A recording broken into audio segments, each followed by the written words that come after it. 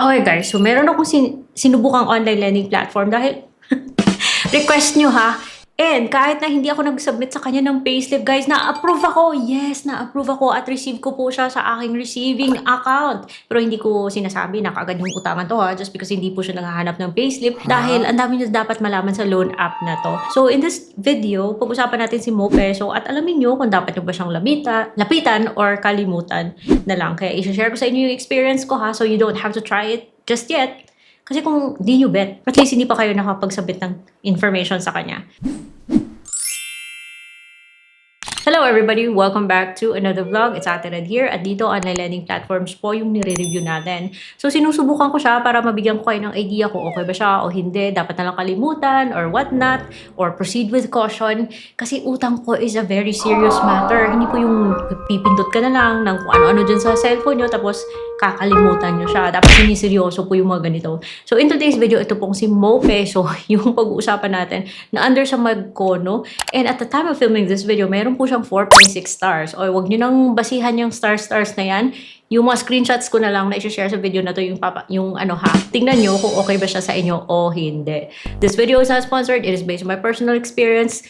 Sinubukan ko yung loan app na to dahil may nag-request, dinownload ko siya, na-approve ako, and now, okay, ito na yung consequence ng pag-uutang dito. Meron siyang sinasabi sa mga ads niya, dami niyang ads ha. It's so amazing na kapag may nagre-request na Ate Red, pasilip ng ganitong app, pag-refresh ko ng Facebook, lumalabas din yung ads, no? 90,000 pesos daw yung maximum loan na may 0.09% na daily interest. Di ba kayo nagtataka? Baka template lang to. Kasi yung mga ads nila, mukhang pare-pareho eh. Kaso, not everyone is that careful. Kaya yun, sinilip ko na siya para sa inyo guys. So, kung i-click mo yung install now, dadalhin ka niya sa Google Play Store. So, for this video, yung ginamit ko po ay yung luma ko ng cellphone. Na flip phone, pero nasa Shopee pa rin. So, if you guys are interested, meron tayong product sticker dyan. So, sa mga loan apps na hindi po available sa iOS, which is my main phone, dito ko po siya tinatry yung mga sa Android lang. MoPeso yung pangalan, andun siya kay Magkano. And the first question is, registered ba yung loan app na to? Sa ating alamin kung legit ba, dapat ba yung lapitan. Part ng process na yan sa mga due diligence natin is pag-aalam kung registered o hindi. And unfortunately, kahit na din-display niya yung kanyang registration number, pumunta ako sa list of recorded online lending platforms, wala po siya doon. Importante na andun yung OLA dahil may OLA siya, may platform siya at hindi pwede na basta na lang siya magkaroon ng OLA sa Google Play Store na hindi man lang alam ni SEC. Bukan ko pa rin kasi malay natin medyo delayed yung pag-update, medyo delayed yung papers. Importante alam niyo na kung dapat itong lapitan o hindi dahil pakalat-kalat po yung ads niya. So yun, dinownload ko yung app at sabi niya ay 30,000 pesos daw yung pwede niyang ipahiram. Meron siyang 24/7 application, fast disbursement kasi guys natanggap ko. Pagkatapos mo submit ng aking information, nag-evaluate siya, lumabas yung credit limit na offer. Ang daming choices. Pero wag mo yung i-click lahat kasi pwede mo naman i-uncheck yung mga choices na yan. Malay mo, di ba? Ako nag-try sa 1,000 at gusto ko kasi malaman kung matanggap siya o hindi. At natanggap ko ha. Ang bilis ng kanyang disbursement. Wala akong sinabit ang payslip sa kanya. So I guess kung employed student, OFW or regularly employed, pwedeng ma-approve sa loan app na to. But that doesn't mean na diretso na kayong mag-apply. Kasi guys, wait lang. Wait lang. So, syempre, pagkatapos ko siyang i-download, bumungad na may 10,000 to kaagad na offer. And then, i-click mo yung apply now, then hihingi po siya ng phone number tsaka magpapa-OTP. Yung OTP niya nagagaling din sa kay MoPeso. So, pagkatapos ng OTP, magpapaset po siya ng password. Ito na nga ba yung ayaw ko sa mga loan app na hindi mahigpit sa pagpapaset ng password. Password na ang daling ma-hack, yun yung nilagay ko at tinanggap niya. So, parang hindi safe. Anyway, so pagkatapos ng password, syempre, may pag-ganun siya. Parang familiar siya guys ha. Parang nakita ko na to dati. Kaya proceed with caution. So, yung next is personal information na kasama sa mga isasubmit mo sa kanya, yung marital status, education, occupation. So, dun sa occupation, ang daming choices. So, hindi siya nagdi-discriminate at maaari ka ma-approve kahit na sabihin mo unemployed kasi hindi naman siya hihingi ng payslip. However, kahit nasabihin mo unemployed ka, hihingi niya pa rin yung company address. Ano ba yan? Pero may mga optional po siyang information under sa email address. Optional na daw yung company phone.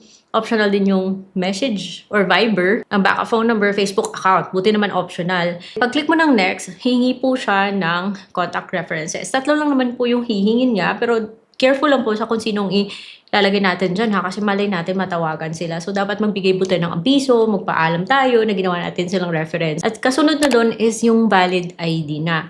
So, mga IDs na tinatanggap niya kasama po doon yung UMID, driver's license, SSSTI, and passport, PhilHealth, PhilSys, PRC, and pipicturean mo yan. Pagkatapos mo picture ng ID mo, then pipicturean mo si selfie ka rin. Yung ganon. Pero kailangan mo talagang i-input manually yung ID number mo, first name, last name, birthday, at saka gender. Kasi hindi po niya yun na auto na i-fill out pagkatapos ng picture.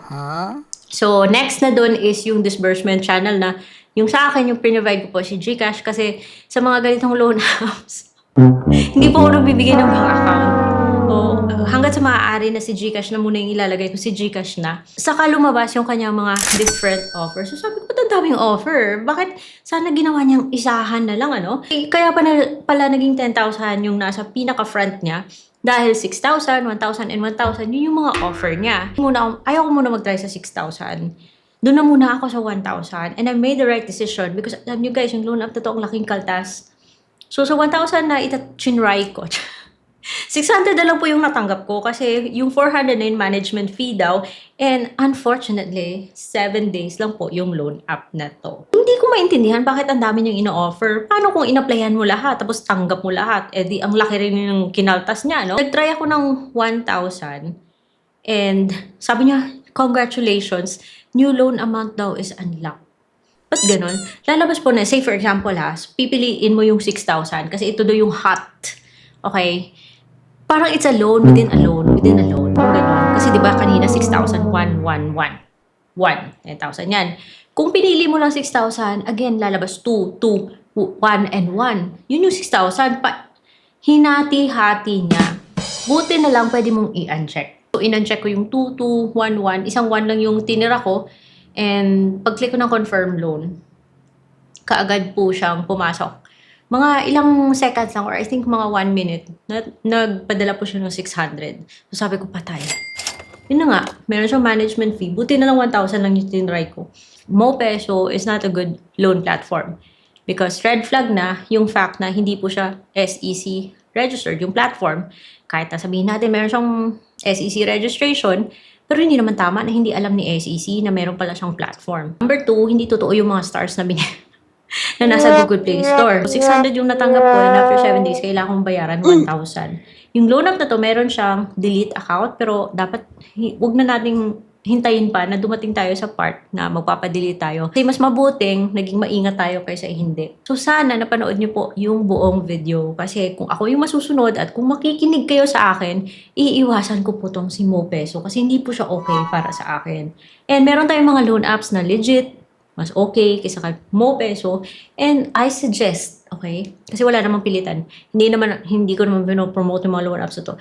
I suggest na dito muna kayo mag-try sa mga legit na mga loan apps na SEC registered and yung mga loan terms sila are far better than sa kay MoPeso na to. MoPeso, no peso, no go. Yung ganun talaga. So for today's video, I will see you on the next vlog. Bye-bye!